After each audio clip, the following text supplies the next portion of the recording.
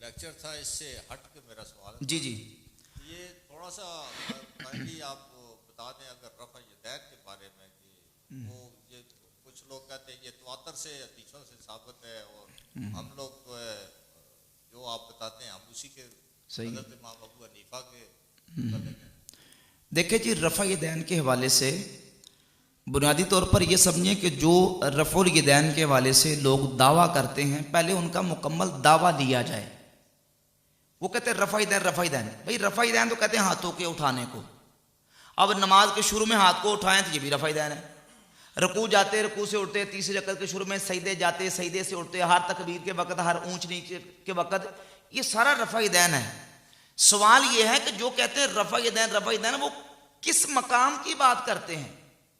पहले वो मकाम जो है वो मुतय्यन करें कि किन मकामात पे तवातुर के साथ रफ़ुल यदैन करना साबित है और फिर नबी करीम अलैहिस्सलाम से विसाल अक़दस तक साबित है।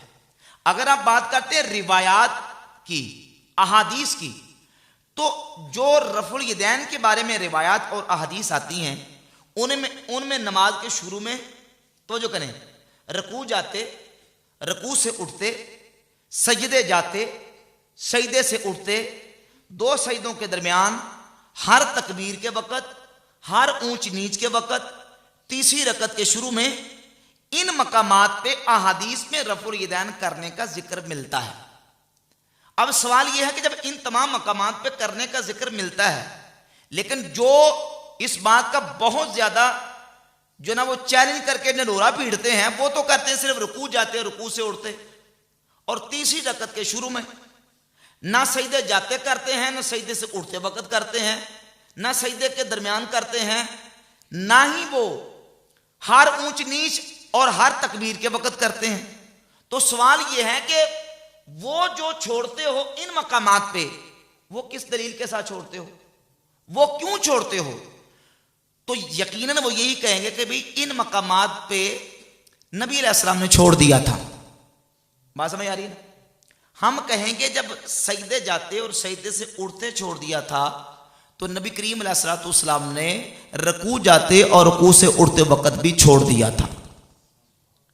दलील इसके ऊपर सैयदना अब्दुल्ला इब्ने मसऊद रज़ी अल्लाह तआला की जामे तिरमिज़ी में 257 नंबर हदीस है कि सैयदना इब्ने मसऊद रज़ी अल्लाह तआला अन्हु फरमाते हैं, अला उसल्ली बिकुम सलाता रसूलिल्लाह सल्लल्लाहु अलैहि वसल्लम, क्या मैं तुम्हें रसूलुल्लाह सल्लल्लाहु अलैहि वसल्लम की नमाज पढ़ के दिखाऊं? फसल्ला फलम यरफ़ा यदैहि इल्ला फी अव्वल मर्रतिन। हज़रत सैयदना अब्दुल्ला इब्ने मसऊद ने नमाज पढ़ के दिखाई तो सिर्फ और सिर्फ नमाज के शुरू नमाज में रफ़ा यदैन किया, बाकी न रकू जाते, न रकू से उठते, न सजदे जाते, न सजदे से उठते, न तीसरी रकत के शुरू में बाकी किसी मकाम पे रफ़ा यदैन नहीं किया, और नमाज पढ़ के बता दिया कि ये रसूलुल्लाह सल्लल्लाहु अलैहि वसल्लम की नमाज है।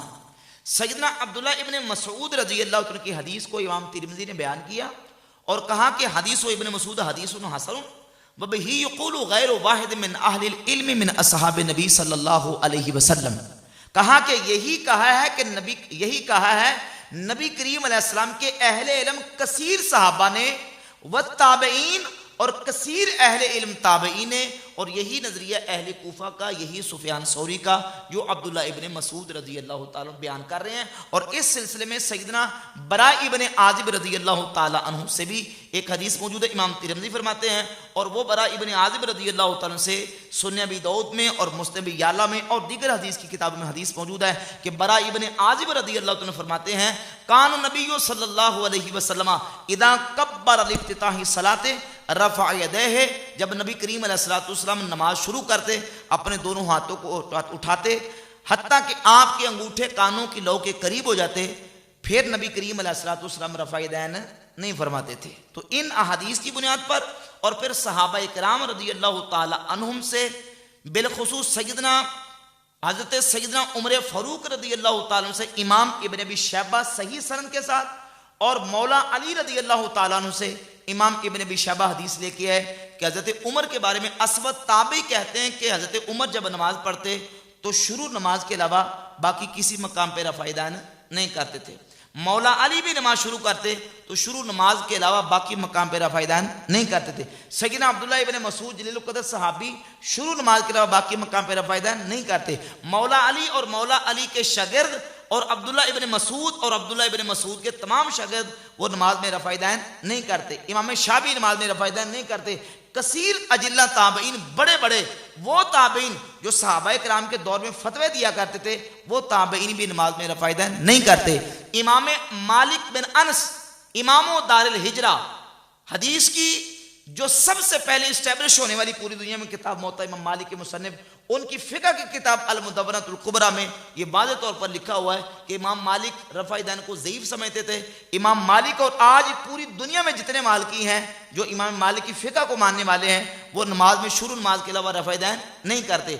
और पूरी दुनिया में जो मेजॉरिटी मुसलमानों की, अहनाफ की, इमाम आज़म अबू हनीफा रहमतुल्लाह के मुक़ल्लिदीन की है, वो भी नमाज में शुरू नमाज के अलावा रफ़ाइदान नहीं करते।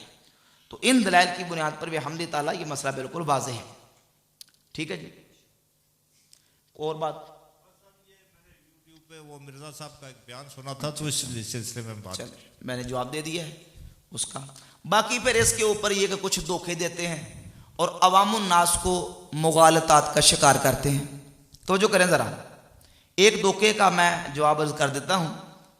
वो कहते हैं जी कि आप नमाज का तरीका कुरान और बुखारी मुस्लिम से साबित करें। नमाज का तरीका कुरान और बुखारी मुस्लिम से। और फिर नबी करीम अलैहिस्सलाम का खुतबा हज्जतुल वदा भी बयान करते हैं। अब तोजो से सुनना, जो अहले इल्म जरा इल्म से शगफ रखने वाले, जरा मेरी बात तोजो से सुनिए आपने। हुजूर ने हज्जतुल वदा के मौका पर खुतबा इरशाद फरमाया कि मैं तुम में दो चीजें छोड़ के जा रहा हूं, एक अल्लाह की किताब और एक सुन्नत। कितनी चीजें? एक अल्लाह की किताब और दूसरी हुजूर की सुन्नत। तो किसी मसले को साबित करना है तो कुरान और सुन्नत से। किसे? लेकिन इन्होंने बदल दिया, कहते कुरान और बुखारी मुस्लिम से। सवाल ये पैदा होता है कि ये जो हदीस है हज्जतुल वदा की, तवज्जो से, हदीस हज्जतुल वदा की कि मैं कुरान और सुन्नत छोड़ के जा रहा हूं, ये हदीस किस किताब में है? ये हदीस बुखारी मुस्लिम में है? नहीं समझिए आप भाई, ये हदीस ही बुखारी मुस्लिम में नहीं है। आप कहते हैं बुखारी मुस्लिम से साबित करें, क्योंकि नबी अलैहिस्सलाम ने दो चीजें छोड़ी, किताब और सुन्नत। मैं कहता हूं ये किताब और सुन्नत वाली हदीस ये बुखारी मुस्लिम से पहले निकाल के दिखाएं। भाई जो हदीस दलील के तौर पे पेश कर रहे हो ये बुखारी मुस्लिम में है ही नहीं, ना बुखारी में, ना मुस्लिम में, ना तिरमिज़ी, ना अबू दाऊद, ना इब्न माजा, ना नसाई सही सनद के साथ नहीं है। तो कहां है ये? जाके 5वीं सदी की किताब मुस्तदरक के हाकिम में है। और मुस्तदरक के हाकिम में हदीस इमाम हाकिम लेके आए और आखिर में लिखा व ज़िक्रुल एतिसाम बिसुन्नत गरीबुन, कि ये जो सुन्नत को कायम पकड़ने वाली बात है ना, ये गरीब है। ये क्या है? इसमें इस्माइल बिन अबील उवैस रावी मुतफर्रिद है। कहा सुन्नत की बात, यहां सुन्नत का बयान गरीब है। भाई जिस हदीस की बुनियाद पर आप पूरा मुकदमा खड़ा करके बैठे हैं, कुरान हदीस, कुरान हदीस, भाई वो हदीस तो बुखारी मुस्लिम से निकाले। जब वो हदीस ही बुखारी मुस्लिम में नहीं है तो ये अपनी तरफ से कहते हैं जी कुरान और बुखारी मुस्लिम से साबित करें। ये तहक्कुम और सीना जोरी ने तो और क्या है? ये हमारा दावा, हमारा ईमान है कि कुरान जितने का जितना है वो सारे का सारा दो गत्तों के अंदर बंद है। कोई कुरान की आयत कुरान से बाहर है नहीं रहेगी, और ना बाहर से कुरान के अंदर कोई चीज आई है। लेकिन दुनिया की किसी हदीस की किताब के बारे में आप ये दावा और क्लेम नहीं कर सकते कि हुजूर की जितनी हदीसें हैं वो सारी की सारी बुखारी और मुस्लिम में आ गई हैं, या जो बुखारी मुस्लिम से बाहर है वो हदीस ही नहीं है, या जो बुखारी मुस्लिम से पहले हदीस की किताबें लिखी हैं वो बुखारी मुस्लिम के आने के बाद कल अदम हो गई हैं। ये तो बहुत बड़ा जुल्म है, ये तो नाइंसाफी और बहुत बड़ा जुल्म और जसाफ है। तो ये अपनी तरफ से लोगों ने गढ़ंतू चीजें बनाई हुई हैं। कुरान और बुखारी मुस्लिम से साबित करें, कुरान के बाद सुन्नत से साबित करना है, और सुन्नत बुखारी मुस्लिम में महसूर नहीं है। मैं 20 मिसालें पेश कर सकता हूं इस पर कि बुखारी मुस्लिम में अहादीस मौजूद है, लेकिन वो सुन्नत तरीका नहीं है। सुन्नत तरीका वो है जो बुखारी मुस्लिम के बाद दूसरी किताबों में है, उसकी मैंने कई दफ़ा मिसाल पेश भी की है कि सही बुखारी में इमाम बुखारी रहमतुल्लाह 4 हदीसें 2 सहाबा से लेके आए, 224, 25, 26 और एक हदीस दरमियान में जाके कि हज़रत हुज़ैफा बिन यमान और हज़रत अबू मूसा अशअरी रज़ियल्लाहु अन्हु दोनों सहाबी इस हदीस के रावी हैं कि नबी अलैहिस्सलातु वस्सलाम ने खड़े होकर पेशाब फरमाया। सही बुखारी में 4 हदीसें, और यही हदीस सही मुस्लिम में मौजूद है। बुखारी मुस्लिम में बैठ के पेशाब करने का तरीका मौजूद नहीं है, ना हदीस मौजूद है। तो अब खड़े होकर पेशाब करने को सुन्नत करार देंगे? लेकिन जिनके सिर फिरे हुए वो अपनी मर्जी जो मर्जी करते फिरे, वो कहते सुन्नत है जी, ठीक है सुन्नत है, दब के रखो, कम खिंच के रखो। लेकिन पूरी इस्लामी हिस्ट्री में किसी इमाम किसी मुहद्दिस ने खड़े होकर पेशाब करने को सुन्नत करार नहीं दिया। तो अब फिर क्या करें? अब आगे चलेंगे, हदीस की किताबें दूसरी देख लो। जामे तिरमिज़ी में इमाम तिरमिज़ी रहमतुल्लाह अलैह हदीस लेके, हदीस नंबर 12 सय्यदा आयशा उम्मुल मोमिनीन रज़ियल्लाहु ताला अन्हा से, वो फरमाती मन हद्दसकुम अन्न नबिय्य सल्लल्लाहु अलैहि वसल्लम कान यबूलु कायमन फला तुसद्दिकूहु, जो तुम्हें यह बयान करे कि हुजूर खड़े होकर पेशाब करते थे उसकी तस्दीक ना करो। मा कान यबूलु इल्ला काइदा, हुजूर तो बैठ के ही पेशाब फरमाया करते थे। तो अब इस हदीस के मुताबिक सुन्नत बैठ के पेशाब करना है, खड़े होकर पेशाब करना सुन्नत है? बोले सुन्नत है। अब फिर वो जो हदीसें 4 उनका क्या करें? उसके मुख्तलिफ जवाबात उलमा ने दिए, फुकहा मुहद्दिसीन ने। बाद ने कहा कि वो अमल और तरीका मनसूख हो गया, बाद ने कहा वो अहदीस मरजू हैं, ये हदीस राजे है। बाद ने ये कहा कि वो किसी जो ना वो बीमारी की हालत में रुखसत के तौर पर था, और सुन्नत तरीका जो है वो सय्यदा आयशा की हदीस के मुताबिक है बैठ के पेशाब करने का। बाद ने इसको मनसूख करार दिया, और मनसूख के हवाले भी मैं पेश कर सकता हूं। तो तौजीहात करके उन अहदीस का जवाब जरूर दिया है, लेकिन उन अहदीस के मुताबिक अमल करने को सुन्नत करार नहीं दिया। और इत्तेफाक की बात यह है कि रफ़ा यदैन की भी इमाम बुखारी 2 सहाबा से 4 ही हदीसें लेके आए, मरफूअन जो लेके आए 4 हदीसें। तो अब इसी तरीके से और बेशुमार मिसालें पेश की जा सकती हैं कि ये कोई कायदा ज़ाब्ता उसूल नहीं है, ये सीना जोरी से और अपने तहक्कुम से इन्होंने बना लिया है कि कुरान और बुखारी मुस्लिम से। भाई क्यों कुरान और बुखारी मुस्लिम का आप किसी को महसूर और जो ना वो महदूद क्यों करते हैं? कुरान और सुन्नत से। मसला किससे साबित करना है?